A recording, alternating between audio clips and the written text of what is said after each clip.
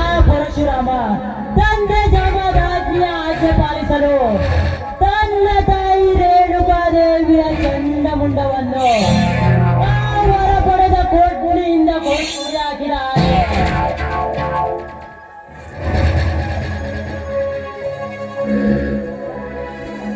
ನಮ್ಮದನಿ ಭಗವಾನ್ ಆಜ್ಞೆಯ ಪ್ರಕಾರ ಪಕ್ಕದಲ್ಲಿಯ ಪರಿಮಾಣ ರುಂಡ ಚಂಡವನ್ನು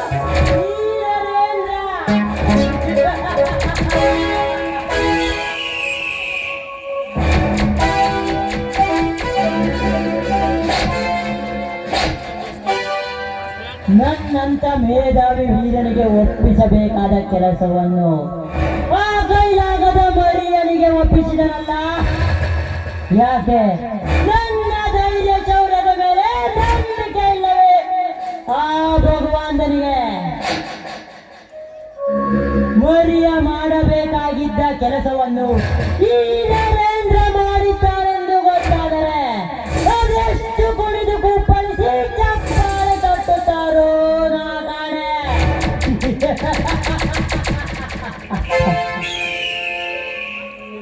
ಮಹೇಂದ್ರ, ನನ್ನ ತಂದೆಯ ಸಾವಿಗೆ ಕಾರಣ ನಿನ್ನ ತಂದೆ ಎಂದು ಗೊತ್ತಾಗಿನಿಂದ ನಿಮ್ಮ ವಂಶದ ಮೇಲೆ ಒಂದು ಕಣ್ಣಿಟ್ಟೆ. ಅಷ್ಟರಲ್ಲಿ ನಿನ್ನ ತಮ್ಮ ನನ್ನ ಮುದ್ದು ತಂಗಿಯ ಬಾಳಿನಲ್ಲಿ ಪ್ರೀತಿಯ ಮೋಸದ ನಾಟಕವಾಡಿ ಕೈ ಕೊಟ್ಟು ಹೋದ. ಅದೇ ಕೊರಗಿನಿಂದ ನನ್ನ ತಂಗಿ ಮರಕ್ಕೆ ನೇಣು ಬಿಗಿದು ಪ್ರಾಣ ಕಳೆದುಕೊಂಡು ಬಿಟ್ಟಳು. ಅಂದಿನಿಂದ ಇಂದಿನವರೆಗೂ ನಿಮ್ಮ ವಂಶದ ನಿರ್ವಂಶಕ್ಕಾಗಿ ಇದೇ ಕೋಟೆ ಹಿಡಿದು ಭಯ ತೊಟ್ಟು ನಿಂತಿರುವುದು ಈ ನರೇಂದ್ರ.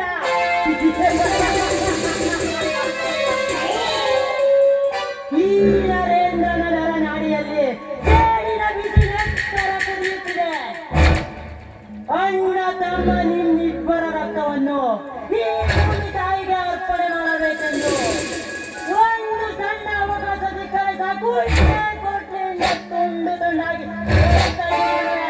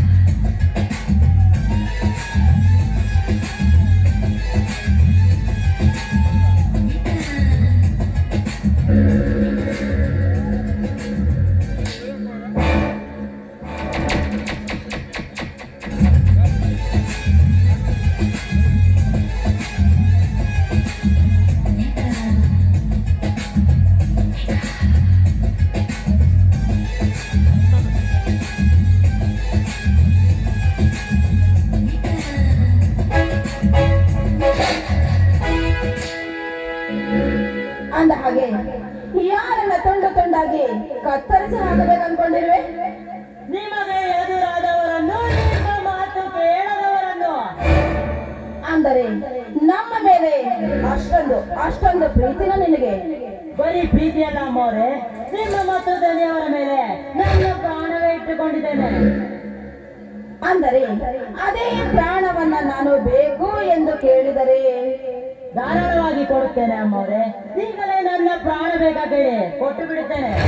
ನೋಡು, ನನಗೆ ಈಗ ನಿನ್ನ ಪ್ರಾಣ ಬೇಕಾಗಿಲ್ಲ. ಆದರೆ ಕಾಮದ ಯೌವನದಿಂದ ತುಂಬಿರುವ ಈ ನಿನ್ನ ಯೌವನ, ಚಳಿಯಿಂದ ನಡುಗುತ್ತಿರುವ ಈ ನನ್ನ ದೇಹಕ್ಕೆ ಸ್ಪರ್ಶಿಸಿ ನನಗೆ ಕಾಮದ ದಾಹವನ್ನು ತೀರಿಸಿ ನನ್ನ ಚಳಿಯನ್ನು ಬಿಡಿಸಲು. ಅಮ್ಮವ್ರೆ, ಮಗನಂತಿದ್ದ ನನ್ನ ಮೇಲೆ ಕಾಮದಾಸೆಯೊಂದನ್ನು ಬಿಟ್ಟು ಬೇರೆ ಏನಾದರೂ ಕೇಳಿ, ಈಗಲೇ ಕೊಡುತ್ತೇನೆ. ನೋಡು, ನಾನು ಬಯಸದ್ದು ಆಗಲೇಬೇಕು.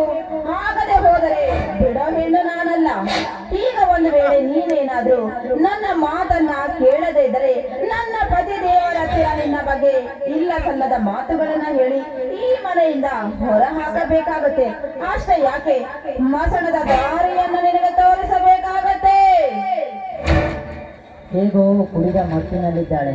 ಇವಳಿಗೆ ಹಾಡು ಹಾಡಿದ ಹಾಗೆ ಮಾಡಿ ಮಬ್ಬಿನ ಮಾತ್ರೆ ಹಾಕಿಸಿ ಮಲಗಿಸಬೇಕು. ಅಂದ ಹಾಗೆ ಓಕೆ ಅಮ್ಮವ್ರೆ, ನೀವು ಹೇಳಿದಾಗೆ ನಾನು ಒಪ್ಪಿಕೊಳ್ತೇನೆ. ಆದ್ರೆ ನನ್ನದೊಂದು ಷರತ್ತು. ನೋಡು, ಅದೇನು ಅಂತ ಹೇಳು. ನಾವಿಬ್ಬರು ಹಾಡುತ್ತಾ ಹಾಡುತ್ತಾ ಮೈ ಮರೆತು ಇಬ್ಬರು ತಲ್ಲಿನರಾಗಬೇಕು. ಅದು ಆ ರೂಮಿನ ಮಂಚದ ಮೇಲೆ. ಮನಸ್ಸಿನಲ್ಲಿ ಇಷ್ಟೊಂದು ಆಸೆಯನ್ನು ಇಟ್ಕೊಂಡು ಯಾಕೆ ಇಷ್ಟೊಂದು ನಟನೆಯನ್ನ ಮಾಡ್ಬಿಟ್ಟೆ? ಬಾ ಹಾಗಾದ್ರೆ.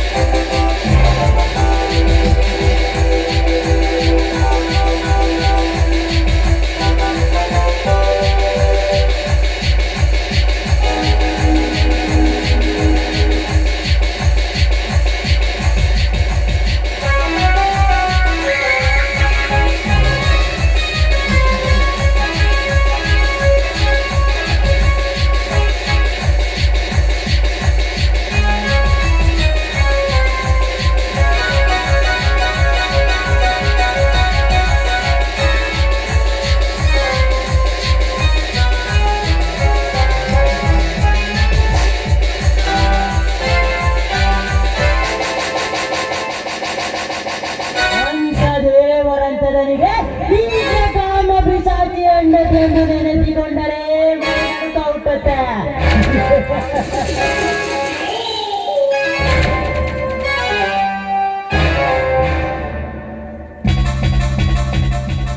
ಶಬಾಷ್ ನರೇಂದ್ರ, ಶಬಾಷ್. ನಾನು ನನ್ನ ಮನಸ್ಸಾರೆ ಮೆಚ್ಚಿದೆ ಈ ನಿನ್ನ ದೈಹಿಕ ಸಾಧನೆಗೆ. ಆ ಉಚ್ಚುವರಿಯನ್ನು ನಂಬಿಕೊಂಡು ಕುಳಿತಿದ್ದರ ಆ ಪಕ್ಕದ ಊರಿನ ಪರಿಮಳ ಒಬ್ಬಿ ಮೇಲೆ ಇಟ್ಟಿದ್ದಳು. ಅವಳನ್ನು ಕತ್ತರಿಸಿ ತುಂಬಾ ಒಳ್ಳೆ ಕೆಲಸ ಮಾಡಿದ. ನೀನ್ ಮಾಡಿರುವ ಕೆಲಸಕ್ಕೆ ನಿನಗೆ ಏನ್ ಬೇಕು ಕೇಳು, ನಾನು ಖುಷಿಯಿಂದ ಕೊಡ್ತೇನೆ ನರೇಂದ್ರ. ಯಜಮಾನ್ರೆ, ಈ ನರೇಂದ್ರ ಎಂದರೆ ನೀಯತ್ತಿನ ನಾಯಿ ಯಜಮಾನ್ರೆ. ನನಗೆ ನಿಮ್ಮ ಸಂತೋಷ ಮುಖ್ಯ. ನೀವು ಸಂತೋಷದಿಂದಿದ್ದರೆ ನನಗೆ ಅಷ್ಟೇ ಸಾಕು ಯಜಮಾನ್ರೆ.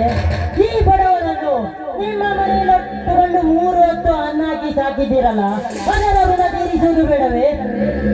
ಋಣಭಾರದಿಂದ ಬದುಕುವ ನಿನ್ನಂತ ಗುಣವಂತರೆ ನನ್ನ ಬಲಗೈ ಬಂಟನಾಗಿ ಬರಬೇಕೆಂಬ ನನ್ನ ವಿಚಾರ.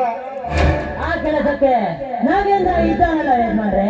ನಾಗೇಂದ್ರ, ಆ ನಾಗೇಂದ್ರ ಸರಿಯಾಗಿ ಇತ್ತೀಚೆಗೆ ಕೆಲಸ ಮಾಡ್ತಾ ಇಲ್ಲ. ನೋಡ್ನರೇಂದ್ರ, ಆ ಸ್ಥಾನಕ್ಕೆ ನಿನ್ನನ್ನು ಸೇರಿಸ್ಕೊಳ್ಬೇಕಂತ ನನ್ನ ವಿಚಾರ. ನೀನೀಗ ಸೀದಾ ಹೋಗಿ ಅಣ್ಣ ಸೇಟ್ ನಿನ್ಗೆ 10 ಲಕ್ಷ ಕೊಡ್ತಾರೆ, ಸೀದಾ ತಗೊಂಡ ಆಯ್ತಾ? ಆಯ್ತು ಯಜಮಾನ್ರೆ, ನಾನು ಈಗಲೇ ಹೋಗಿ ಹಣ ಇಸ್ಕೊಂಡು ಬರ್ತೇನೆ.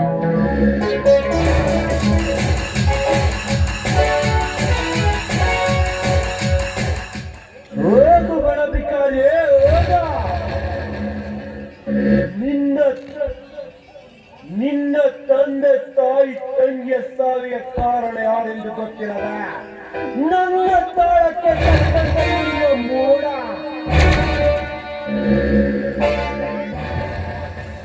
ಈ ಭಗವಾನಿಕ ಬಾಂಬ್ ಗೊತ್ತಾಗೋದು ಯಾರಿಗೂ ಗೊತ್ತಾಗಲ್ಲ. ನಾನಿಟ್ಟಿದ್ದು ಗೊತ್ತಾಗೋದು ಯಾರಿಗಾದ್ರು ಗೊತ್ತಾದ್ರೆ ಅವರನ್ನು ಜೀವಂತ ಬಿಟ್ಟಿರೋ ಈ ಭಗವಾನ್. ಈ ನನ್ನ ಕಪಟ ಕಾರಸ್ಥಾನದ ಕುಟಿಲ ಕಾರಸ್ಥಾನದ ನಾಟಕಕ್ಕೆ ಎಷ್ಟೋ ಬಡವರೇ ಆಗಿದ್ದಾರೆ. ಬಲಿಯಾದ ಬಡವರ ಕೇಸನ್ನು ಮತ್ತೊಬ್ಬರ ಮೇಲೆ ಹಾಕಿ ಅವರನ್ನು ಜೈಲಿಗೆ ಕಳಿಸಲೇ ನನ್ನ ಫಲವಾದ ಗುರಿ.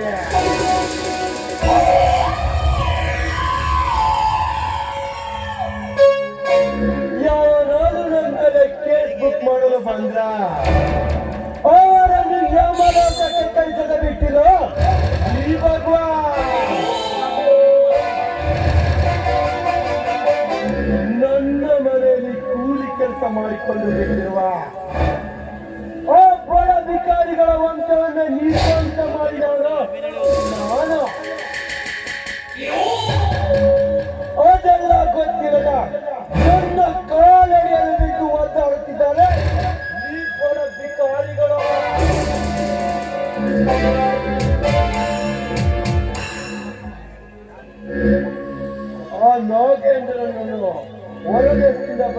ಬಾಕಿ ದುಡ್ಡು ಹಣ ಇದೆ ಅಂತ ಕಳ್ಸಿದ್ದ. ಇಷ್ಟಾದ್ರೂ ಯಾಕೋ ಬರ್ಲಿಲ್ಲ? ಏನಾದ್ರು ತೊಂದರೆಗೆ ಸಿಕ್ಕಾಕೊಂಡು ಹೇಗೋ?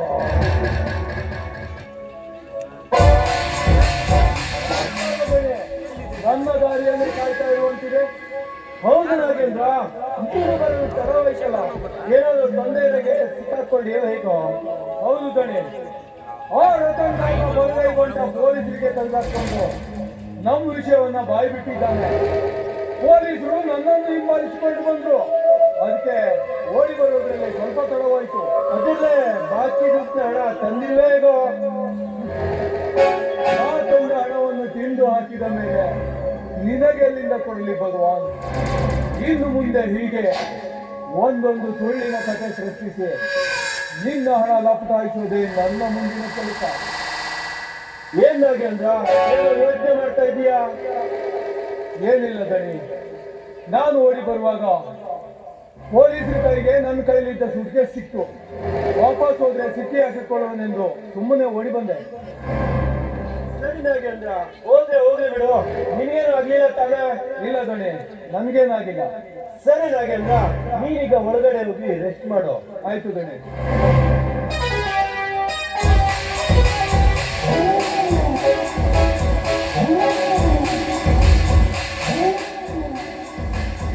ನನಗೆ ಈ ನಾಗೇಂದ್ರನ ಮೇಲೆ ಅನುಮಾನ ಬರ್ತದ.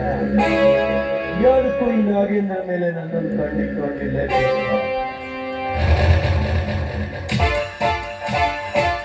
ನಮಸ್ಕಾರ ಯಜಮಾನ್ರೆ. ಹಾ ಬಾ ನರೇಂದ್ರ. ತೋಟದ ಕೆಲಸ ಎಲ್ಲ ಹೇಗ ನಡೀತದೆ? ತೆಂಗಿನ ಸಸಿಗಳನ್ನು ನಾಟಿ ಮಾಡಿದ್ರೆ ಹೇಗೋ? ತೆಂಗಿನ ಸಸಿ ನಾಟಿ ಮಾಡೋದು ಮುಗಿತು. ಈಗ ಭತ್ತ ಕೊಯ್ಯುವ ಕೆಲಸ ಶುರು ಮಾಡಿದ್ದೇವೆ ಯಜಮಾನ್ರೆ. ಹೌದಾ? ಹಾಗಾದ್ರೆ ನೀನೀಗ ಬಂದ ಕಾರಣ? ಅದೇ ಯಜಮಾನ್ರೆ, ಮೊನ್ನೆ ದುಡ್ಡಿನ ವಿಷಯ ಹೇಳಿದ್ನಲ್ಲ, ಅದನ್ನು ತೆಗೆದುಕೊಂಡು ಹೋಗಲು ಬಂದಿರುವೆ. ಇನ್ನೆರಡು ದಿನ ಲೇಟ್ ಆಗಿ ಕೊಟ್ಟೆ ನಡೆದಿಲ್ವೇ ಮಹೇಂದ್ರ? ಇಲ್ಲ ಯಜಮಾನ್ರೆ, ನನ್ನ ತಮ್ಮನ ಕಾಲೇಜ್ ಫೀಸ್ ಕೊಟ್ಟಲು ನಾಳೆನೇ ಕೊನೆ ದಿನವಂತೆ. ಅದಕ್ಕೆ ನಾನು ನಿನ್ಗೆ ದುಡ್ಡು ಕೊಡ್ಬೇಕು. ನೋಡಿ ಮಹೇಂದ್ರ, ನಿಮ್ಮಂತ ಬಡವರಿಗೆ ನಿನ್ನ ತಮ್ಮನನ್ನು ಓದಿಸುವ ಹಂಬಲ ವಿಷಯ. ನಿನ್ನ ತಮ್ಮನನ್ನು ನನ್ನ ಮನೆಯಲ್ಲಿ ಜೀತಕ್ಕೆ ಹಾಕಿದರೆ ನಿನ್ನ ಜೀವನ ಚೆನ್ನಾಗಿ ನಡೆಯಲಿಲ್ಲವೇ ಮಹೇಂದ್ರ? ಜೀತದ ಮಾತು ಹೀಗೆ ಯಜಮಾನ್ರೆ, ನಿಮಗೆ ದುಡ್ಡು ಕೊಡಲು ಆಗುತ್ತಾ ಇಲ್ಲವೇ ಹೇಳಿ? ಇಲ್ಲವಾದ್ರೆ ನಾನು ಬೇರೆ ಕಡೆಯಲ್ಲಾದರೂ ಅಡ್ಜಸ್ಟ್ ಮಾಡಿಕೊಳ್ಳುತ್ತೇನೆ. ದುಡ್ಡಿಲ್ಲ ಅಂತ ಹೇಳಿಲ್ಲ ಮಹೇಂದ್ರ, ಸದ್ಯ ನೀನು ಕೇಳಿದಷ್ಟು ಇಲ್ಲ ಅಂದೆ. ನೀನು ಕೇಳಲ್ಲ, ಅರ್ಥ ಕೊಟ್ರೆ ನಡೆಯುತ್ತೆ ತಾನ? ಸರಿ ಆಯ್ತು, ಕೊಡಿ ಯಜಮಾನ್ರೆ. ಜಾನು, ಜಾನಕ್ಕೆ ಜಾನು ಇಲ್ಲಿಗೆ ಹೋಗಿದ್ದಾಳ.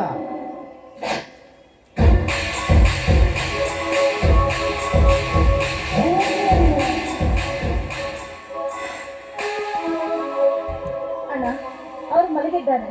ಮಲಗಿಕೊಂಡಿದ್ದಾಳ? ಹಾ ಪವಿತ್ರ, ಮಹೇಂದ್ರನಿಗೆ ದುಡ್ಡು ತಂದು ಕೊಡು. ಆಯ್ತಣ್ಣ. ಹಾ ಮಹೇಂದ್ರ, ನನಗೆ ಬೇರೆ ಕಡೆ ಕೆಲಸ ಇದೆ, ಪವಿತ್ರ ತಂದು ಕೊಡ್ತಾಳೆ, ಇಸ್ಕೊಂಡು ಹೋಗು.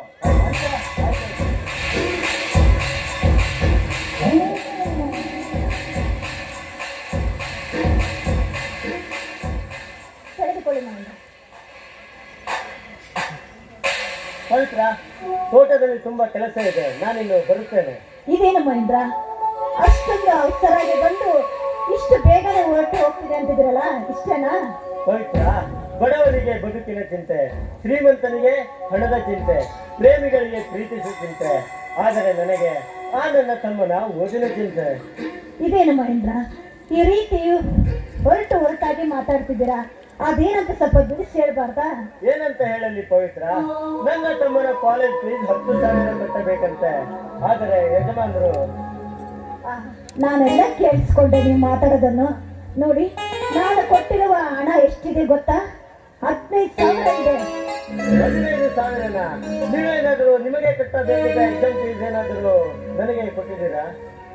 ನೋಡಿ, ನಿಯತ್ತಿಂದ ಕೆಲಸ ಮಾಡೋರಿಗೆ ಹಣ ಕೊಡೋದಕ್ಕೆ ಹಿಂದೆ ಮುಂದೆ ಯೋಚನೆ ಮಾಡ್ತಾರೆ, ಆದ್ರೆ ಕಷ್ಟಪಟ್ಟು ದುಡಿಯೋದಕ್ಕೆ ಹಣ ಕೊಡೋದಕ್ಕೆ ಯಾಕೆ ಇದು ಮಾಡ್ತಾರೆ? ನನ್ನ ಹತ್ರ 20,000 ಇತ್ತು, ಅದರಲ್ಲಿ ನಿಮಗೆ ಕೊಟ್ಟಿರೋದು. ಸರಿ ಪವಿತ್ರ, ನಾನಿನ್ನು ಬರುತ್ತೇನೆ.